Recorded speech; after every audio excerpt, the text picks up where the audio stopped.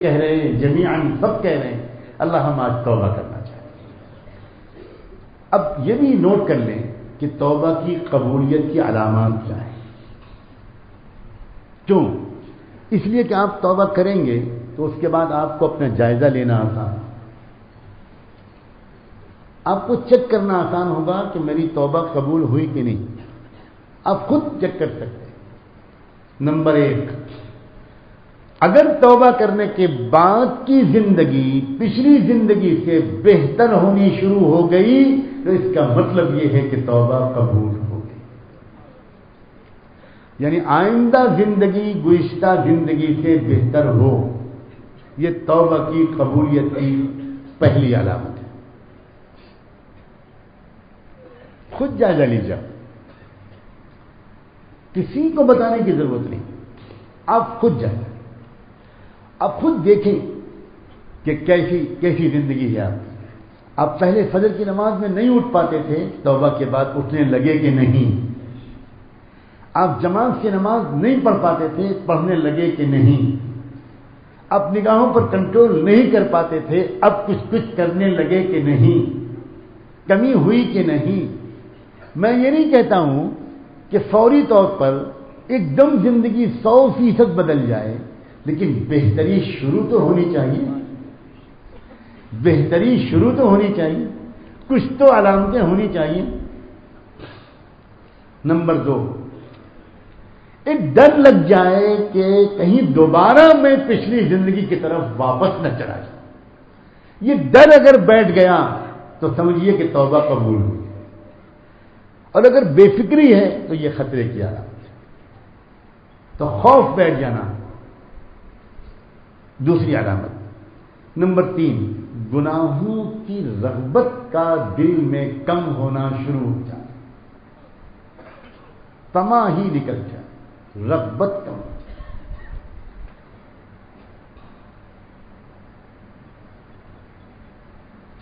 جن دلوں سے گناہوں کی رغبت نکل جاتی ہے واقعتاً، ان کو تو باقاعدہ سوچنا پڑتا ہے کہ گناہوں کی رغبت کیسے کیسے ستاتی ہے، سوچنا پڑتا ہے۔ سچ کہہ رہا ہوں، اپنا حال نہیں بیان کر رہا ہوں، اللہ والوں کا حال بیان، اللہ والوں کا تجربہ بیان کر رہا ہوں۔ تو انہیں سوچنا پڑتا ہے کیسے لوگ اتنے زیادہ گناہوں کی رغبت لیے ہوئے ہر وقت جیا کرتے ہیں، کیونکہ وہ بے رغبت ہو چکے، طمع نکل چکی، بالکل طمع نکل چکی۔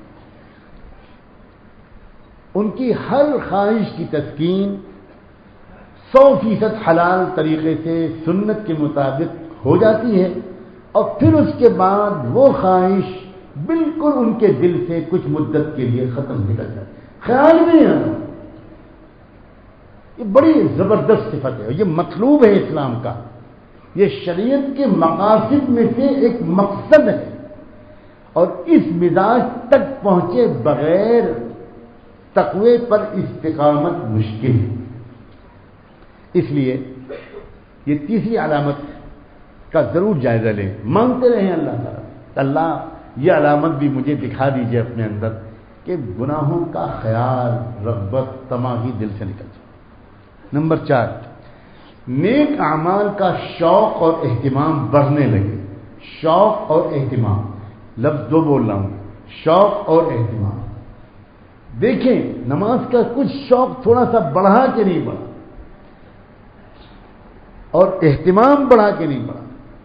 شوق تو پہلے سے ہوتا ہے، اہتمام عین وقت پر ہوتا ہے، پہلے سے آ جانا مسجد میں، پہلے سے بیٹھ جانا، نماز کا انتظار کرنا، نماز کے پہلے اللہ سے دعا مانگنا کہ اچھی نماز مجھے عطا کر دیجیے، یہ سب اہتمام ہے۔ اسی طرح اگر توبہ قبول ہوتی ہے تو مزاج میں عاجزی اور انکسار آنے لگتا ہے، یہ بھی اس کی علامتوں میں سے ایک علامت ہے، انکسار آ جاتا ہے، عاجزی آ جاتی ہے، غرور، بڑے بول، اس طرح کی چیزیں نہیں ہوتی، سادگی، عاجزی، خدمت کا مزاج، خدمت کا شوق۔ آدمی مسجد جاتا ہے تو خود بخود اس کا دل چاہتا ہے کہ بھی تھوڑا سا وقت ہے میں ذرا مسجد میں جھاڑو دے دوں، ذرا صاف کر لوں، ذرا چٹائیوں کو جھاڑ دوں، ذرا امام صاحب کی جانماز کو اچھی طرح صاف کر دوں. یہ شوق پیدا ہوتا ہے اگر قبولیت ہے توبہ کی تو یہ پیدا. اور اگر ہم یوں جا کے بیٹھ گئے، یہ عجیب مزاج ہے اس وقت، بہت اس صورت اس طرف سے بہت بڑی کوتاہی ہے. میں اپنے مخدوم، مرشد، مربی، محفل حضرت مولانا الیاس رحمۃ اللہ علیہ کے خاص اور خاص تربیت یافتہ اور نسبت کے حامل، دعوت و تبلیغ کے عظیم امام حضرت مولانا سعید احمد خان صاحب رحمۃ اللہ علیہ کو روز دیکھتا تھا کہ وہ مسجد میں آتے تھے، پہلے 2 رکعت نماز تحیۃ المسجد تقریباً ضرور پڑھتے تھے، اور اس کے بعد فوراً اٹھ کر مسجد کی صفائی شروع کر دیتے. ہم لوگ سب حاضر سب ہوتے تھے، اور وہ کسی نے کچھ کہے بغیر صفائی شروع کر، جھاڑو دے رہے ہیں، چٹائی صاف کر رہے ہیں، مصلی صاف کر رہے ہیں، 10 خادم وہاں موجود ہیں، لیکن وہ خود کرتے تھے، خود کرتے. یہ ایک دلیل ہے اس بات کی کہ اس بندے کا دل سے تکبر اور غرور نکل گیا ہے. یہ بھی بڑا پیارا طریقہ ہے اپنے دل کی بیٹری کو ہر وقت چارج کرنے کا. اس کو اپنا مزاج بنائیں، عادت بنائیں اس کی. نمبر 5، توبہ کی قبولیت کی 5ویں علامت یہ ہے کہ نیک لوگوں سے شدید محبت ہو جاتی ہے، اور بھاگ بھاگ کے ان کے پاس جانا، ان کی صحبت میں رہنا اور ان کی خدمت کرنے کا ایک شوق دل میں پیدا ہو جاتا ہے.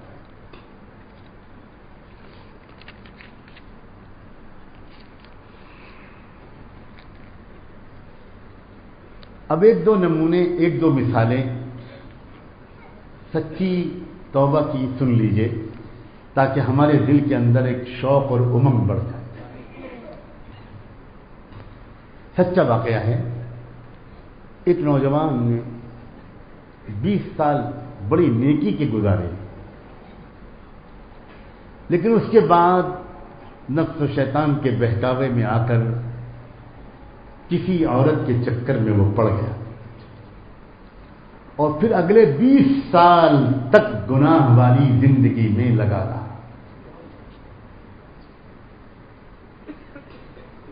جب تقریباً 60 سال کی عمر اس کی ہونے لگی، 55 سال کی عمر ہونے لگی، اور بڑھاپے کے آثار، سفید بال وغیرہ اس کو نظر آنے لگے، تو پھر اس کو دل میں کچھ خیال آیا، یاد آئی کہ کیا ہو گیا، میں تو لٹ گیا، میں کیا تھا اور میں کیا بن گیا.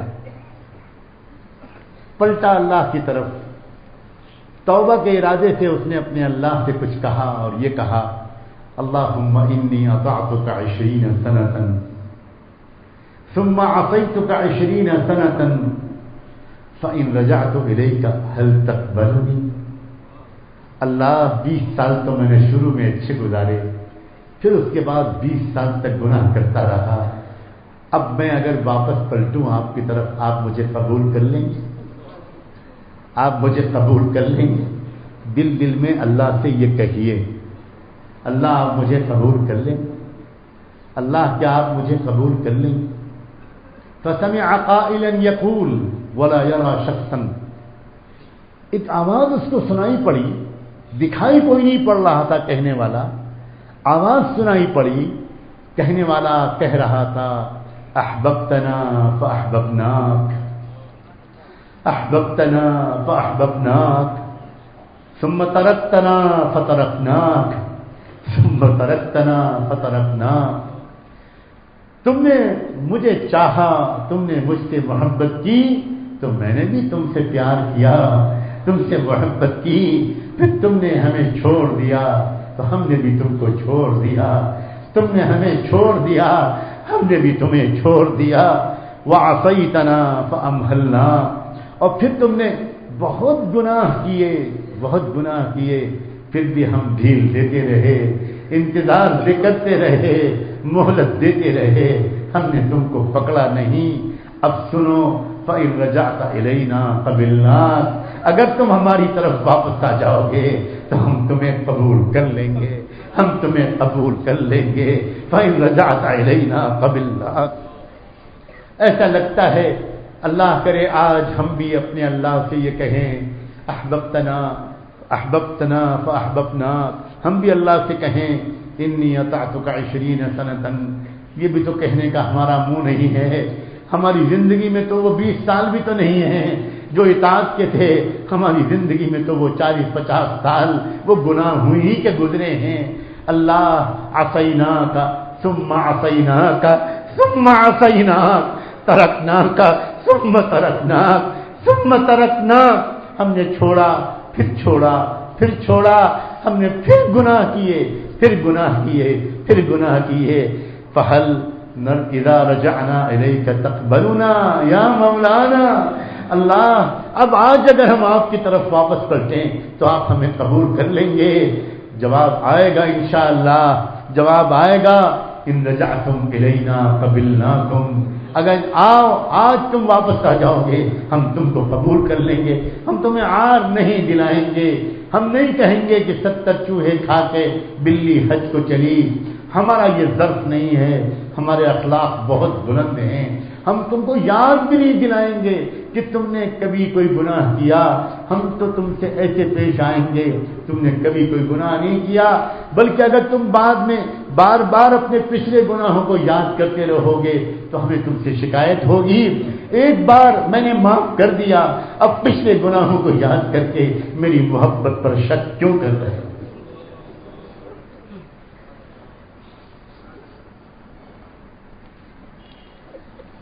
ایک حدیث قدسی میں ہے اللہ کے الفاظ، اللہ تعالیٰ کے الفاظ حضور کی زبان پر، وَيْحَ ابن آدم وَيْحَ ابن آدم يذنب الذنب ثم يستغفرني فاغفر له ثم يذنب الذنب فيستغفرني فاغفر له لا هو يترك الذنب من مخافتي ولا ييأس من مغفرتي أشهدكم يا ملائكتي أني غفرت له۔ یہ آدم کی اولاد کا عجیب معاملہ ہے، اللہ کہہ رہے ہیں یہ آدم کی اولاد کا عجیب معاملہ ہے، میرے ساتھ گناہ کرتا ہے پھر مجھ سے معافی مانگتا ہے اور میں معاف کر دیتا ہوں، گناہ کرتا ہے پھر مجھ سے معافی مانگتا ہے میں معاف کر دیتا ہوں، پھر دوبارہ گناہ کرتا ہے پھر معافی مانگتا ہے پھر مجھ سے میں اس کو معاف کر دیتا ہوں، گناہ کرنا بھی نہیں چھوڑتا، اتنا خوف بھی اس کے دل میں نہیں آ پاتا کہ وہ بالکل گناہ چھوڑ دے، لیکن میری مغفرت اور رحمت سے مایوس بھی نہیں ہوتا، گناہ کرتا ہے پھر مجھے یاد کرتا ہے پھر مجھ سے معافی مانگتا ہے، پھر گناہ کرتا ہے پھر میں معافی مانگتا ہے پھر میں معاف کر دیتا ہوں، پھر گناہ کرتا ہے۔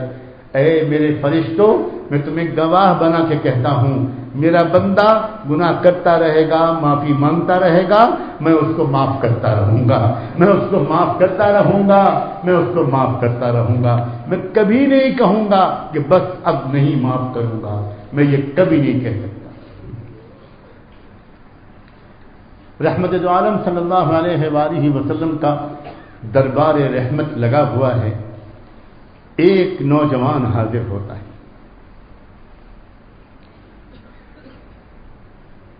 تصور کرو نوجوانوں، میں ہی وہ نوجوان، تصور کرو اپنے بارے میں، تصور کرو کہ میں دربار رحمت للعالمین میں حاضر ہوا، اس نوجوان نے آ کر کیا کہا، رونا شروع کر دیا، کچھ بول ہی نہیں پایا، چلانا شروع، واہ ذنوبا واہ ذنوبا واہ ذنوبا، ہائے میرے گناہ ہائے میرے گناہ ہائے میرے گناہ۔ حضور صلی اللہ علیہ وسلم نے محبت کی نظر ڈالی، سمجھ گئے آپ، کہنے آپ نے فرمایا قل اللہم مغفرتک اوسع من ذنوبی ورحمتک ارجع عندی من عملی، اللہم مغفرتک اوسع من ذنوبی، اللہم مغفرتک اوسع من ذنوبی ورحمتک ارجع عندی من عملی۔ حضور نے فرمایا اے پیارے نوجوان دعا مانگو، میں پڑھاتا ہوں دعا، میں سکھاتا ہوں، دعا مانگو، کہو اللہ آپ کی مغفرت میرے گناہوں سے بہت زیادہ ہے، اور مجھے اپنے عمل سے تو کچھ امید ہے نہیں، اپنے اعمال سے آپ کی رحمت سے مجھے بہت اب بھی امید، میں اب بھی آپ کی رحمت سے نا امید نہیں۔ ایک بار دعا پڑھوائی، اس نے دعا پڑھی، پھر دعا پڑھوائی، پھر دعا پڑھی، پھر دعا پڑھوائی، پھر دعا پڑھی، اس کے بعد آپ نے فرمایا قم فقد غفر اللہ لک، بس اٹھ جاؤ نوجوان، اٹھ جاؤ، بس کرو، میں گواہی دیتا ہوں کہ اللہ نے تمہیں معاف کر دیا۔ ہمارے حضرت نے اپنے ایک بیان میں یہی واقعہ سنایا اور روتے ہوئے مجمع سے کہا کہ حضور صلی اللہ علیہ وسلم کے ان الفاظ کو اسی وقت دوہرا لو۔ آئے ہم اور آپ سب بھی ابھی اسی وقت ان الفاظ کو دہرائیں جس پر حضور نے خوشخبری دی تھی کہ معاف کر دیے گئے۔ کہیے اللہم مغفرتک اوسع من ذنوبی ورحمتک ارجا عندی من عملی، اللہم مغفرتک اوسع من ذنوبی، اللہم مغفرتک اوسع من ذنوبی ورحمتک ارجا عندی من عملی۔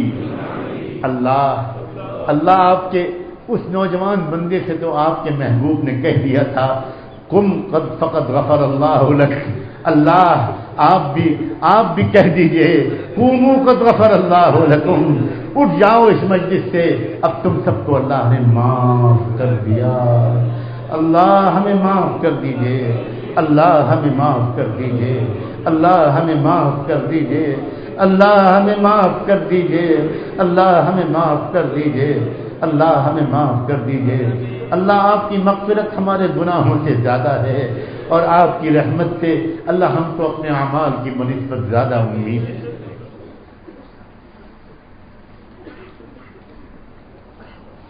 حضرت موسیٰ علیہ السلام سے اللہ تعالیٰ نے پوچھا،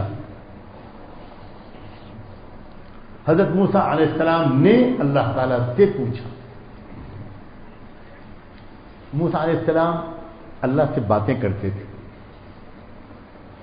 وَكَلَّمَ اللَّهُ مُوسَىٰ تَكْلِيمًا، عجیب ان کو عجیب نعمت حاصل، باتیں کرتے تھے، اللہ اکبر، عاشق تھے موسیٰ علیہ السلام۔ وَعَجِلْتُ إِلَيْكَ رَبِّ لِتَرْضَىٰ، بڑے عاشق تھے، عشق تھا موسیٰ علیہ السلام۔ ایک مرتبہ موسیٰ علیہ السلام اللہ سے باتیں کرتے ہوئے پوچھنے لگے اِذَا سَأَلَكَ سَائِلٌ فَمَاذَا تَقُولُ لَهُ، اللہ جب کوئی مانگنے والا آپ سے کچھ مانگتا ہے تو آپ اس سے کیا کہتے ہیں؟ آپ اس کی دعا اور سوال کا جواب کیسے دیتے ہیں؟ قَالَ أَقُولُ لَبَّيْكَ، اللہ تعالیٰ نے جواب میں کہا کہ جب مجھ سے میرا کوئی بندہ یا میری کچھ بندی کچھ مانگتا ہے تو میں کہتا ہوں لبیک میرے بندے، بول کیا کہتا ہے؟ لبیک میں حاضر ہوں بندے، میں حاضر ہوں۔ اچھا موسیٰ علیہ السلام نے پوچھا اللہ اگر کوئی بالکل بزرگ آدمی، اللہ والا، زاہد، درویش، تارک الدنیا، وہ آپ سے کچھ اگر مانگتا ہے تو آپ کیا جواب دیتے ہیں؟ عام آدمی کو تو آپ کہتے ہیں لبیک، وہ جب پوچھتا ہے تو اس کو آپ کیا کہتے ہیں جب وہ مانگتا ہے؟ تو ابھی میں کہتا ہوں لبیک، میں یہی کہتا ہوں لبیک۔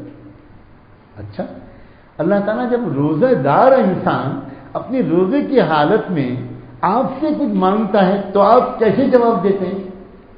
تو جواب ملتا ہے کہ تب بھی میں کہتا ہوں لبیک۔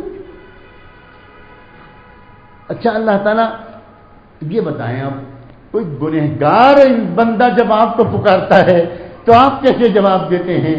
تو اللہ نے کہا موسیٰ سے، موسیٰ قال اقول لبیک لبیک لبیک، میں 3 بار اپنے گناہگار بندے کے سوال کے جواب میں کہتا ہوں لبیک لبیک لبیک۔ کتنے پیارے ہیں اللہ، یہ کیا سن رہے ہیں آج ہم؟ اللہ آپ کتنے پیارے ہیں، نیک لوگ پکارتے ہیں تو آپ کہتے ہیں 1 بار لبیک، اور جب ہم جیسے گنہگار پکارتے ہیں آپ 3 بار جواب دیتے، یہ کیا ہے؟ یہ حیرت صرف ہم کو نہیں ہو رہی ہے، یہ حیرت موسیٰ علیہ السلام کو بھی ہوئی۔ موسیٰ علیہ السلام حیرت میں پڑ گئے۔ موسیٰ علیہ السلام نے پوچھا، اللہ یہ کیا؟ گنہگار آدمی کو 3 بار آپ کیا جواب دیا اللہ نے؟ اللہ اکبر، قربان چلے جائیں اللہ، ہم نچھاور ہو جائیں آپ کی رحمت پر۔ عجیب جواب دیا اللہ نے۔ اللہ نے فرمایا سنو موسیٰ، کل واحد من هؤلاء يتكل على عمله والعافي يتكل على رحمته۔ یہ جو لوگ ہیں یہ تو جب مجھے پکارتے ہیں تو ان کو کچھ امید اپنے نیک اعمال کی وجہ سے بھی تو ہوتی ہے نا، لیکن جب یہ بیچارہ گنہگار پکارتا ہے تو اس کا سارا بھروسہ میری رحمت پر ہوتا ہے۔ اور سنو، اور میں نے تو اعلان کر دیا ہے وَمَن يَتَوَكَّلْ عَلَى اللَّهِ فَهُوَ حَسْبُهُ، جو اللہ پر بھروسہ کرتا ہے اللہ اس کی امیدوں کو پورا کر کے دکھاتا ہے۔ یہ گنہگار بیچارہ میری رحمت کی امید پر مجھے پکارتا ہے، میں اس کی امید کی لاج رکھنا اپنا فرض سمجھتا ہوں۔